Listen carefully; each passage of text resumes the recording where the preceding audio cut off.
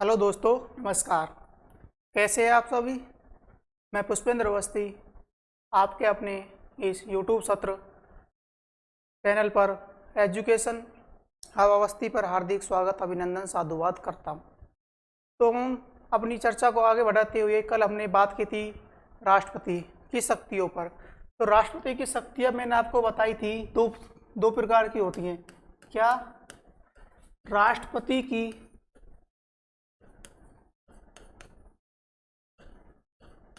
शक्तियों में मैंने आपको दो प्रकार की बताई थी। एक तो बताई थी आपातकालीन,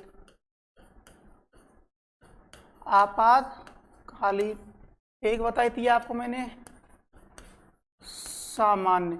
सामान्य में मैंने आपको इसकी चार बताई थी, चार शक्तियां। चार कौन कौन सी बताई थी? कार्यपालिका या नियुक्ति।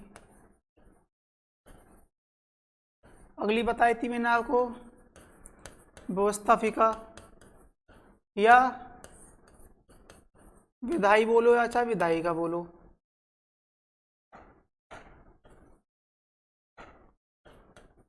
विधायी। तीसरी बताई थी मैंने आपको न्यायिक। और चौथी शक्ति बताई थी आपको मैंने वित्तीय शक्ति। और आपातकालीन शक्ति में मैंने आपको तीन शक्तियां बताई थी। राष्ट्रीय आपातकाल, राष्ट्रपति आपातकाल और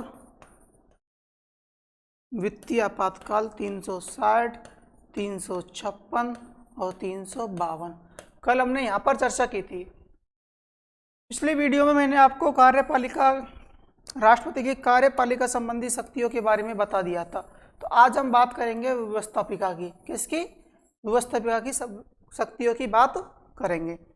तो हम आगे चलते हैं। व्यवस्थापिका या विधायी शक्तियां। व्यवस्थापिका या विधायी।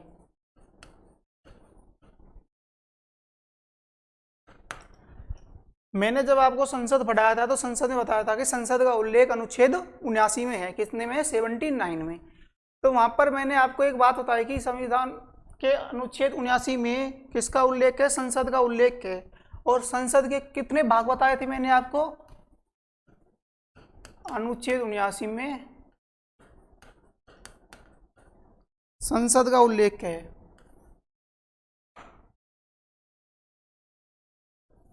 संसद के मैंने आपको तीन भाग बताए थे। राष्ट्रपति,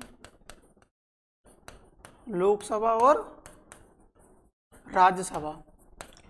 तो मैंने आपको वहां पर बताया था सत्रों के बारे में। क्या चलते हैं? सत्र। कितने सत्र होते हैं? 3 सत्र होते हैं। कितने?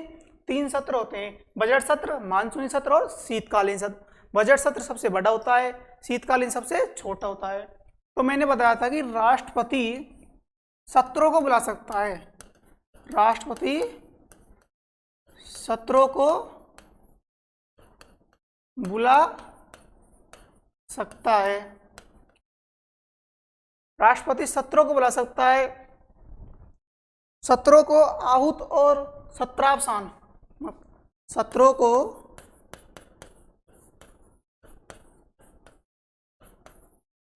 आहूत तथा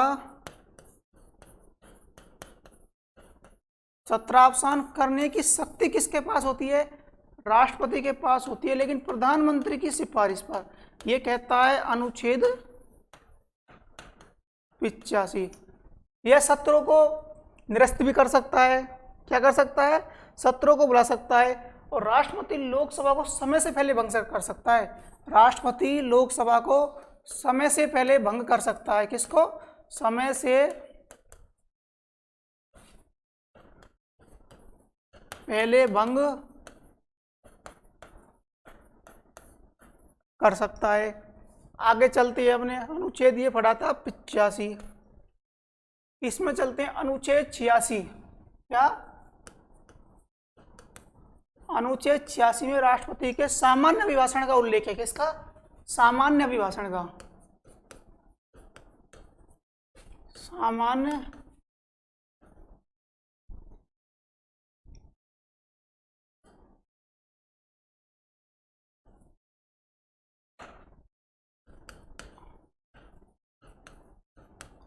अभिभाषण का उल्लेख है। और ये 87 कहता है विशेष अभिभाषण का उल्लेख है। किसका? विशेष अभिभाषण का, जो 5 वर्ष में कितनी बार देता है? सिर्फ एक बार। सामान्य अभिभाषण तो वो जिसको राष्ट्रपति कभी भी दे सकता है। विशेष अभिभाषण वो जो अपने कार्यकाल के दौरान सिर्फ एक बार देता है। यहां पर एक शब्द है अभिभाषण। क्या? एक तो होता है अभिभाषण और एक होता है भाषण। अभिभाषण और भाषण में क्या अंतर है? भाषण तो वो होता है जो खुद की स्वेच्छा की मन की भावना को प्रकट करे बोलने में, क्या खुद की, या मतलब खुद लिखे या खुद ही बोले। और अभिभाषण होता है कोई और तो लिख रहा है और कोई और ही बोलेगा उसको। मान ले तुमने तो लिखा भाषण, तुमने लिखा और मैंने बोला, वो तो है अभिभाषण। और अब मैं बोल रहा हूं तो मैं अपनी मनोशक्ति के आधार पर बोल रहा हूं, तो ये हो गया भाषण। अभिभाषण को कौन लिखता है राष्ट्रपति के लिए? मंत्री परिषद। कौन लिखता है? मंत्री परिषद। तो ये आपको अभिभाषण 86 में सामान्य अभिभाषण का उल्लेख, 87 में विशेष अभिभाषण का उल्लेख है, जो राष्ट्रपति पूरे 5 वर्ष में एक बार देता है। संसद के सत्रों को संबंधित सभा का अध्यक्ष स्थगित कर सकता है। सत्रों को, सत्र मान लो लोकसभा का सत्र चल रहा है, क्या चल रहा है? लोकसभा का सत्र। तो इस सत्र को स्थगित कौन करेगा?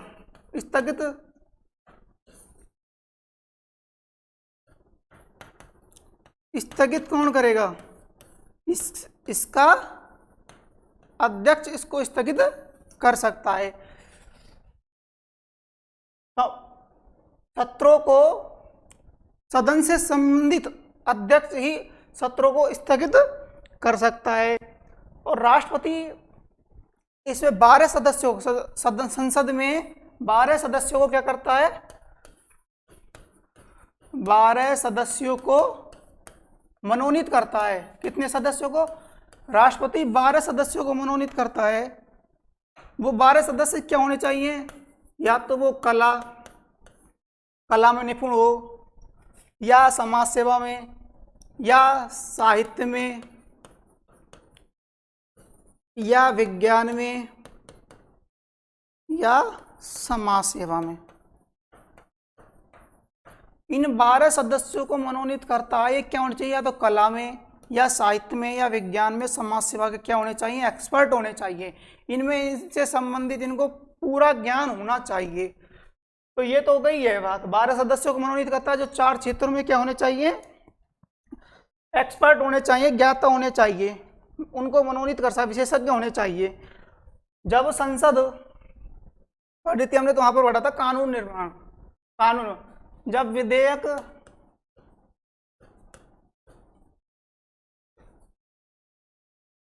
जब संसद से पारित होकर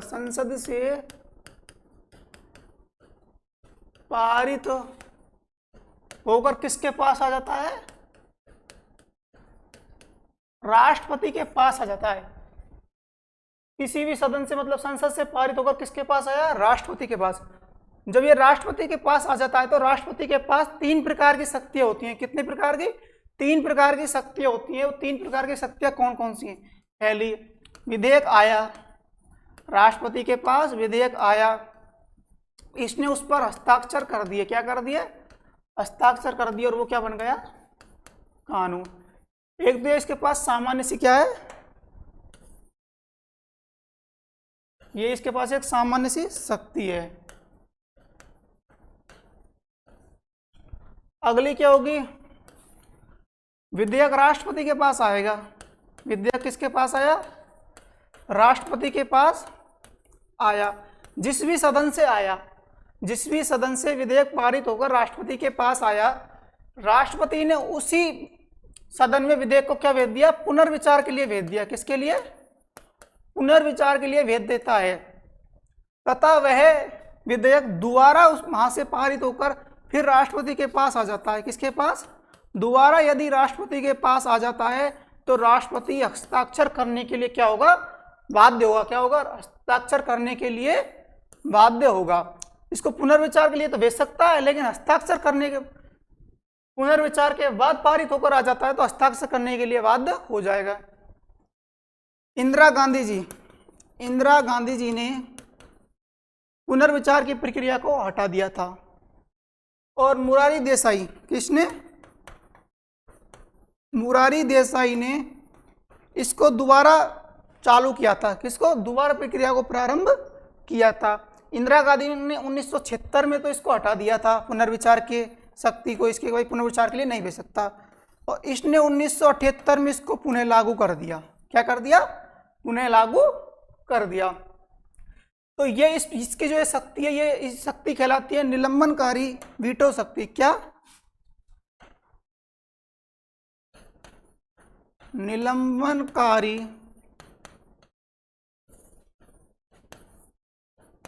वीटो शक्ति। ये किस प्रकार की शक्ति कहलाती है? राष्ट्रपति की निलंबनकारी वीटो शक्ति। आगे पढ़ते हैं हम। जब तीसरी जो शक्ति होती है इसके पास क्या होती है? तीसरी, राष्ट्रपति के पास संसद से विधेयक पारित होकर राष्ट्रपति के पास आया, यदि राष्ट्रपति उस पर ना तो हस्ताक्षर करे, ना उस विधेयक को पुनर्विचार के लिए वापस भेजे और अनिश्चित काल के लिए अपने पास रख लेता है, तो यह शक्ति राष्ट्रपति की वीटो या वीजो जेगी वीटो शक्ति कहलाती है। क्या? विधेयक आया, ना तो पुनर्विचार के लिए भेजता है, पुनर्विचार के लिए नहीं भेजा, हस्ताक्षर भी नहीं किए और अनिश्चित समय के लिए अपने पास रख लिया। अनिश्चित समय के लिए रख लिया। यह शक्ति कहलाती है जेगी वीटो शक्ति। क्या? जेगी वीटो। ये शक्ति क्या कहलाती है? जेगी वीटो। ये शक्ति जेगी वीटो शक्ति कहलाती है। इनसे पूछा आपने उस विधेयक के बारे में कुछ सोचा? बोले सोचेंगे, अभी टाइम है। टाइम दो, पहले टाइम नहीं है। ऐसे सोचते सोचते इन्होंने बहुत समय निकाल दिया। अनिश्चित मतलब समय नहीं है, कितने समय के लिए अपने पास रख रहा है, अनिश्चित काल के लिए अपने पास रख लेता है। तो राष्ट्रपति की यह शक्ति जेगी वीटो शक्ति कहलाती है। इस शक्ति का पहली बार प्रयोग, क्या? इस शक्ति का पहली बार प्रयोग जले सिंह ने किया था। किसने? जले सिंह ने किया था। किस पर? डाकघर के ऊपर। डाकघर जो मिलता है उसके ऊपर जेगी वीटो शक्ति का प्रयोग इसने, जले सिंह ने किया था। और ये तीनों शक्तियों का उल्लेख अनुच्छेद 111 में देखने को मिलता है। जेगी वीटो पावर शक्ति का सर्वप्रथम प्रयोग जले सिंह ने किया, डाकघर संशोधन बिल पर किया था। और ये हमने तीनों शक्तियां पढ़ी। विधेयक के आने के बाद राष्ट्रपति के पास जो शक्तियां होती हैं उनका उल्लेख किसमें? अनुच्छेद 111 में। अब बढ़ते हैं आगे। मान लीजिए संसद में सत्र चल नहीं रहा है और हमें कानून की क्या पड़ जाए? आवश्यक जरूरत पड़ जाए। कानून है, कानून की अर्जेंट जरूरत है हमें। अर्जेंट कहाँ? तो अगली शक्ति क्या होगी? मान लो सत्र तो चल नहीं रहा है, सत्र चल नहीं रहा है, कानून चाहिए। क्या चाहिए? कानून चाहिए। तो इस स्थिति में राष्ट्रपति क्या करेगा? इस स्थिति में राष्ट्रपति अध्यादेश जारी करेगा। क्या?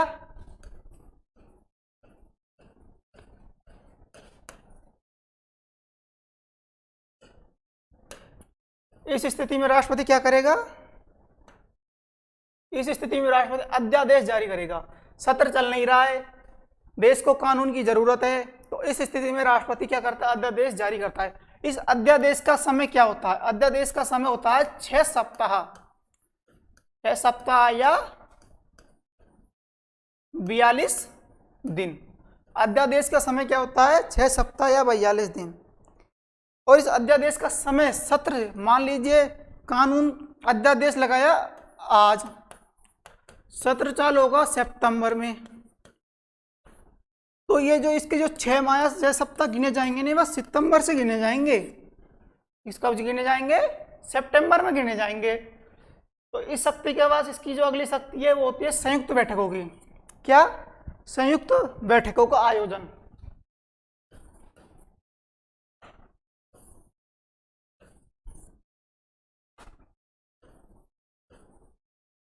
संयुक्त बैठकों का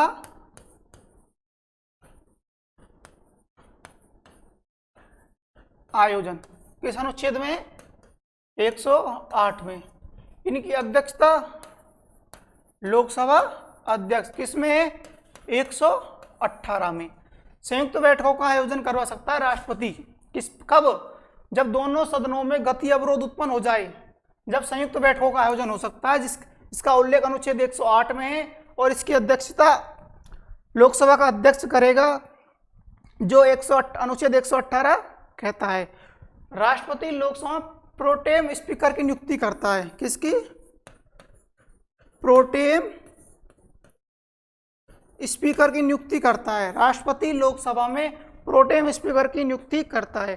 प्रथम प्रोटेम स्पीकर कौन था? सच्चिदानंद सिन्हा। प्रथम प्रोटेम स्पीकर कौन था? सच्चिदानंद सिन्हा।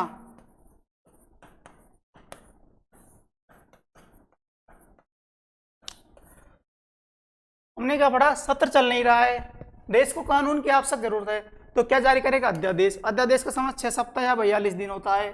संयुक्त बैठकों का आयोजन कौन कर सकता है? राष्ट्रपति। अनुच्छेद 108 कहता है इसकी अध्यक्षता लोकसभा अध्यक्ष करेगा, यह अनुच्छेद 118 कहता है। राष्ट्रपति लोकसभा में प्रोटेम स्पीकर की नियुक्ति करता है, जिसको शपथ भी राष्ट्रपति दिलाएगा। प्रथम प्रोटेम स्पीकर हमने पढ़ा कौन है? सच्चिदानंद सिन्हा। अब जो राष्ट्रपति की हमने कार्यपालिका की शक्ति पढ़ ली, व्यवस्थापक की, अब हम पढ़ते हैं न्यायिक शक्तियां। क्या पढ़ते हैं? न्यायिक शक्ति।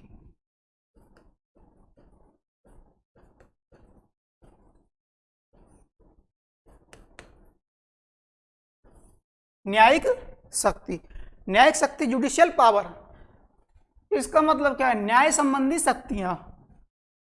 किसी को न्याय की संबंधी शक्तियां क्या है? राष्ट्रपति तक हम हमारे उसको रख सकते हैं, न्यायिक संबंधित शक्तियां। हाई कोर्ट तथा सुप्रीम कोर्ट, हाई कोर्ट तथा सुप्रीम कोर्ट के, इसको ऐसा करो,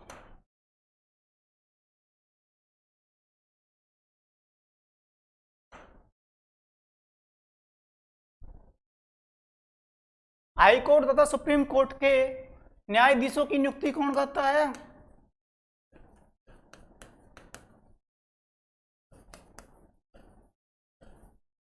नियुक्ति कौन करता है?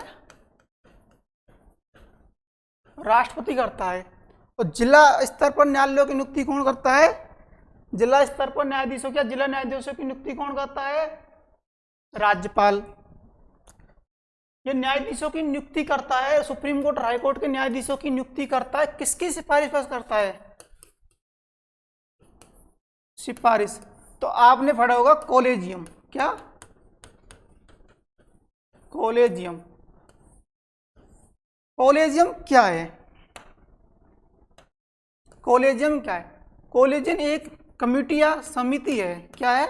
समिति, जिसमें सदस्य कितनी होती है? सदस्य संख्या होती है 4, जिसमें एक तो होता है सुप्रीम कोर्ट का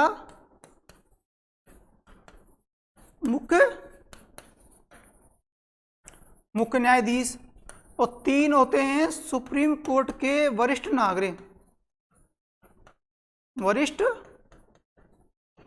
नागरिक। राष्ट्रपति इनकी न्यायाधीशों की नियुक्ति तो करेगा, पर किसकी सिफारिश पर करेगा? कॉलेजियम की सिफारिश पर करेगा।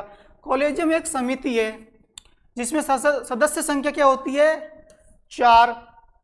एक तो होता है इसमें सुप्रीम कोर्ट का मुख्य न्यायाधीश, और 3 क्या होते हैं? सुप्रीम कोर्ट के वरिष्ठ नागरिक। तो न्यायिक शक्तियों में हम आगे बढ़ते हैं। तो इसके पास एक क्षमादान की शक्ति होती है। क्या?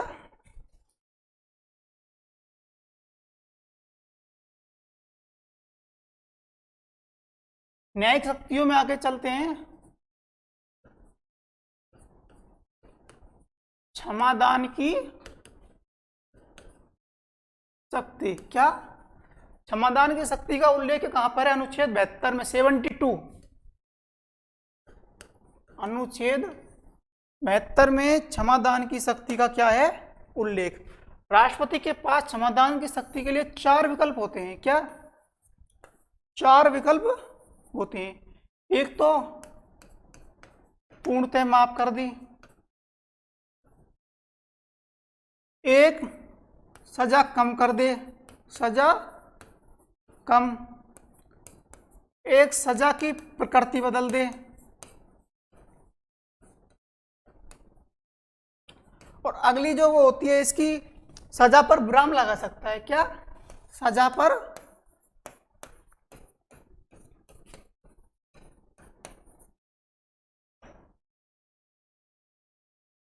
क्षमादान की शक्ति बढ़ रही है तो अनुच्छेद 72 में इसका क्या है? अनुच्छेद 72 में इसका उल्लेख है। क्षमादान की शक्ति से संबंधित इसके पास 4 विकल्प होते हैं। पूर्णतः माप, सजा कम, सजा की प्रकृति बदलना, सजा पर विराम। पूर्णतः माप क्या है? मान लीजिए कोर्ट ने किसी को सजा सुना दी, सजा कैसी भी हो, कारावास, आजीवन कारावास हो, मृत्युदंड हो, कुछ भी हो, एनीवे, या तो इसको वो पूर्णतः माफ कर सकता है, बिल्कुल मतलब फ्री कर सकता है सजा से मुक्त, बरी बोलते पर जिसको। एक सजा कम, मान लीजिए ये मृत्युदंड तक की सजा को माफ करने का ऑप्शन होता है राष्ट्रपति के पास। सजा को कम कर दे यानी मृत्युदंड को आजीवन कारावास में बदल दे, सजा की कम कर दे यानी मान लीजिए आजीवन सजा को कम कर दे, मान लीजिए किसी को 15 वर्ष की सजा हो गई, 15 वर्ष की सजा हो गई तो उसको ये 5 वर्ष में भी कर सकता है, 10 वर्ष भी कर सकता है। सजा की प्रकृति बदलना, इसमें आएगा वो मान लीजिए किसी को मृत्युदंड दे दिया तो उसको आजीवन कारावास कर सकता है, किसी को आजीवन कारावास की सजा सुनाई तो उसको क्या कर सकता है, 5 वर्ष, 10 वर्ष, 20 वर्ष, कितनी भी वर्ष में बदल सकता है। और सजा पर विराम, किसी ने यहाँ पर राष्ट्र गुजारिश लगाई तो सजा पर विराम कर सकता है। भाई अभी रुको, आगे बढ़ते हैं हम।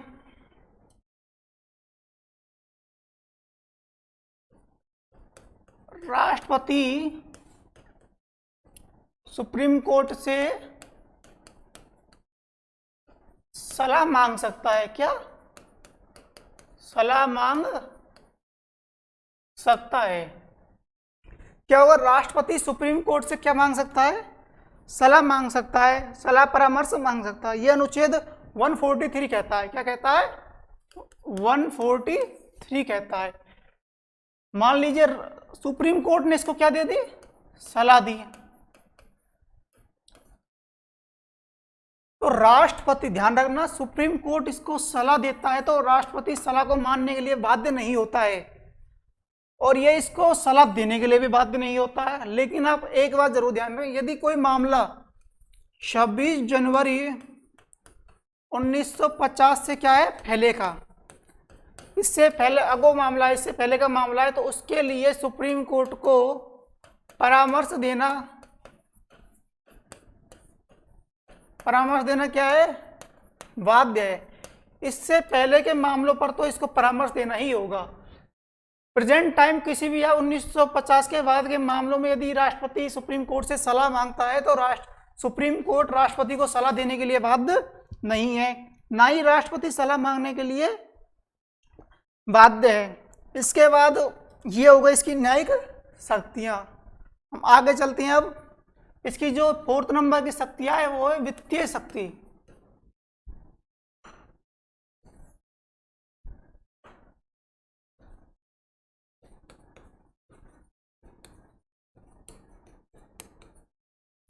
वित्तीय शक्ति में आर्थिक समीक्षा के आधार पर जो शक्तियां होती हैं इसके पास वो है। तो वित्तीय शक्ति क्या है? अनुच्छेद 112 के तहत क्या है? आर्टिकल 112 के तहत 12 है,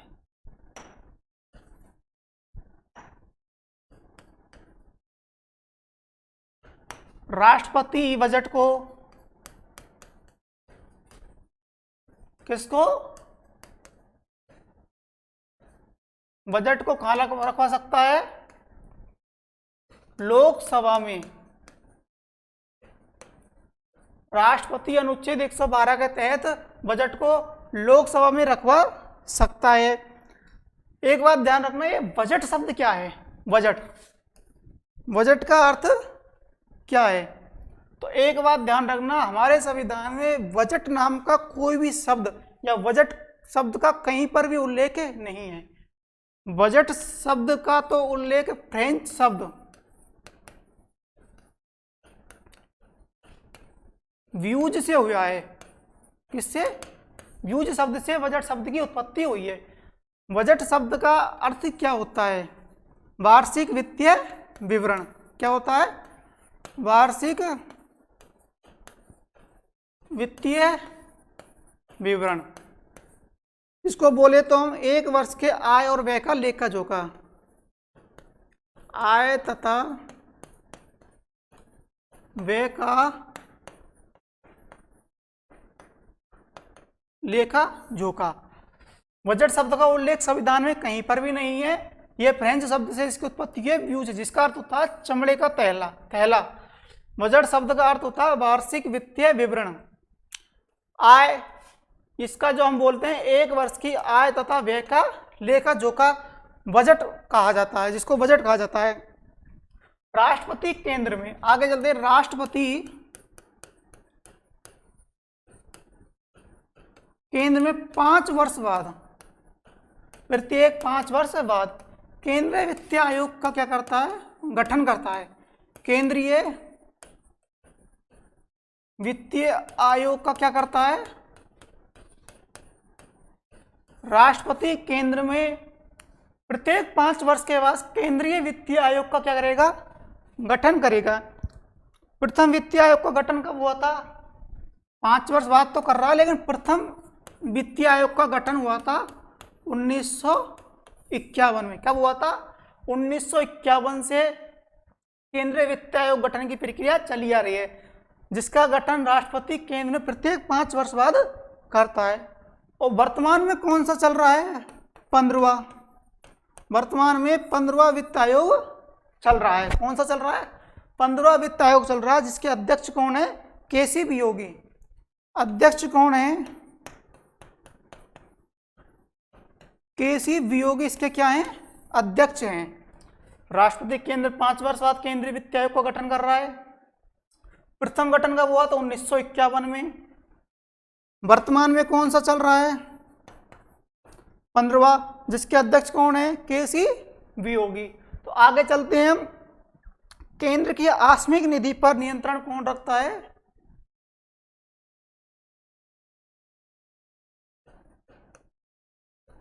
केंद्र की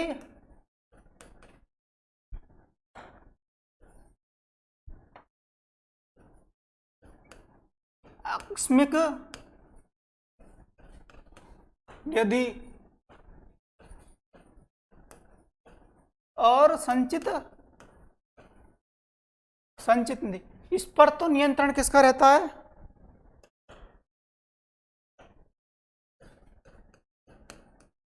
इस पर नियंत्रण होता है राष्ट्रपति का, और इस पर होता है संसद का। केंद्र की आकस्मिक निधि पर नियंत्रण राष्ट्रपति का होता है, संचित निधि पर नियंत्रण संसद से होता है। यहां से सत्र से पहले मंत्रियों के द्वारा क्या मांगने पर पैसा संचित निधि के द्वारा पैसा दिया जाता है। कार्य का 1/6 हिस्सा, जो पैसे मांगते हैं उसका 1/6 हिस्सा संचित निधि से मंत्रियों को दिया जाता है, जिस पर नियंत्रण किसका होता है? संसद का होता है। राष्ट्रपति, अगली लास्ट शक्ति है इसकी, राष्ट्रपति राज्यपाल से क्या? राष्ट्रपति राज्यपाल से क्या मांग सकता है? आर्थिक स्थिति की रिपोर्ट। राष्ट्रपति राज्यपाल से उस राज्य की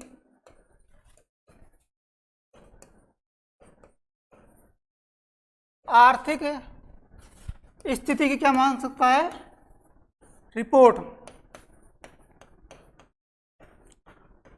रिपोर्ट मांग सकता है।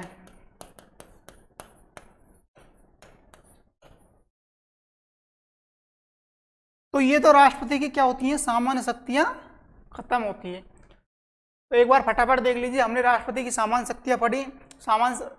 राष्ट्रपति की शक्तियां पढ़ रहे हैं। राष्ट्रपति की शक्तियां 2 प्रकार की होती है, सामान्य शक्ति और आपातकालीन शक्ति। सामान्य शक्ति में हमने पढ़ा कार्यपालिका में हमने उसने राज्यपाल की नियुक्ति करता है, केंद्रीय विश्वविद्यालयों का कुलाधिपति होता है, कुलपति करता है, इत्यादि आदि शक्तियां पढ़ी। उसके बाद पढ़ी हमने व्यवस्थापिका में संसद सत्रों को बुलाता है, लोकसभा अध्यक्ष की नियुक्ति करता है, प्रोटेम स्पीकर की नियुक्ति करता है, अध्यादेश जारी करता है, ये पढ़ी सब। उसके बाद न्यायिक शक्तियां पढ़ी। न्यायिक शक्ति में हमने पढ़ा हाईकोर्ट सुप्रीम कोर्ट के न्यायाधीशों की नियुक्ति करता है, सुप्रीम कोर्ट से सलाह मांग सकता है, सुप्रीम कोर्ट की सलाह मानने के लिए बाध्य नहीं है, ये शक्तियाँ पढ़ी। इसके बाद हमने पढ़ी वित्तीय शक्तियाँ। वित्तीय शक्तियों में हमने पढ़ा संचित निधि पर नियंत्रण किसका होता है, आकस्मिक निधि पर नियंत्रण किसका होता है, बजट को पहले लोकसभा में राष्ट्रपति की सलाह पर ही रखा जाएगा, राष्ट्रपति की अनुमति के बिना बजट को लोकसभा में नहीं रखा जाएगा, राष्ट्रपति राज्यपाल से आर्थिक स्थिति की रिपोर्ट मांग सकता है।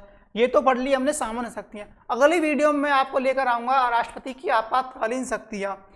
इसलिए हमारी वीडियो को जल्दी से जल्दी आपको प्राप्त करने के लिए हमारे चैनल एजुकेशन हब अवस्थी को जल्दी से जल्दी सब्सक्राइब कीजिए, बेल आइकन दबाइए, शेयर कीजिए। यदि आपको ये वीडियो पसंद आए तो कृपया लाइक करें। जब तक के लिए धन्यवाद।